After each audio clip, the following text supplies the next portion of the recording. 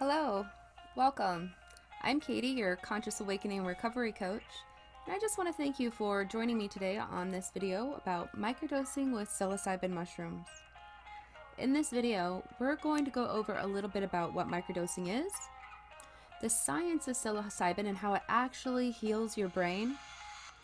I'm also going to go over with you whether or not microdosing is right for your healing journey at this time and how to actually make that responsible decision for yourself. Then I'm going to go over a studied protocol on how to safely and sustainably microdose with mushrooms. So to begin, microdosing is the act of taking a very minute amount of a psychoactive substance. In this case, we're talking about magic mushrooms. It's not enough to affect your cognitive abilities to think or alter your state of consciousness at all. You should 100% absolutely be able to go about your daily routine of going to work or school, taking care of the home or kids if you need to. This is only enough that should affect you on a neurological level. Microdosing by far has been known to be the most safest psychoactive substance that you can use.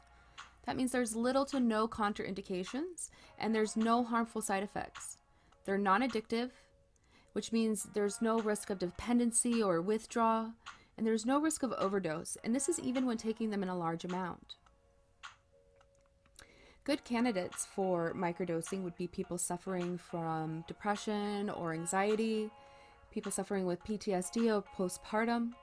They're also highly supportive of people that are going through addiction recovery or who are trying to quit smoking. They're also wonderful at inspiring creative passion and spiritual connection. Let's face it, depression is often a very challenging and often long-term condition that can be extremely difficult for people to heal from. Individuals who are treatment resistant towards therapies, certain chemicals, or pharmaceuticals have actually shown long-term results when microdosing with psilocybin mushrooms. Properly guided research studies even show an 80% success rate even years after treatment. Of course, good nutrition, exercise, lowering your stress rate by meditation or yoga, breath work, even simply journaling or spending some quality time outside with your friends, working with an experienced psychedelic life coach or facilitator like myself, can be very powerful combinations when microdosing. Mushrooms are also packed full of nutrients that are highly supportive for your immune system and your all over well-being. I mean, come on, really, what can't these little guys do? Now let's go ahead and take this information a little bit deeper.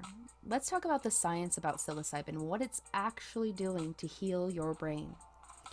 The first part of the brain is what's called the default mode network, or the DMN. This is the part of the brain that's associated with our sense of self, our memories, and our inner voice. It's the network that defines us and keeps us who we are. It's providing us with a constant autobiography, and it allows us to recall memories of our life. Now, DMN is not something we can consciously control, and as long as it's healthy, there isn't any issues. But when the DMN is overstimulated, it can cause brain fog, it can cause us to have irritability or anxiety. It stops us from getting into what's called a flow state. A flow state is when we can work on projects with ease and have creativity and enjoy what we're doing. So on top of not being able to get into a flow state, when your default mode network is overstimulated, it causes your amygdala to be overactive as well. This is the part of the brain that's responsible for processing stress and your triggers. This is actually where your fight or flight response is. So you can imagine if it's overstimulated, you're constantly in fight mode, which then creates a vicious cycle. Because then when you're in fight mode and you're stressed out nonstop, it triggers a pesky stress hormone, which is called cortisol. Excess cortisol is released. It's responsible for weight gain, irritability, restlessness. It literally kills your brain cells, and it causes premature aging in the brain. Upon numerous other health issues, chronic stress has a shrinking effect on your prefrontal cortex. This is the area of your brain responsible for your memory when you're learning. With all that going on, no wonder people are so anxious and depressed. Here's the good news though. is psilocybin resets imbalances in the brain without the need for increased dosage or long-term use. It was shown consistently across the board that people who have severe depression had overactive DMN. When these patients studied were given psilocybin mushrooms, the default mode network literally shut down, acting almost as if a reset for the brain's overworked and self-critical systems. Mushrooms have shown to lower once unmanageable stress levels and soothe the negative emotions.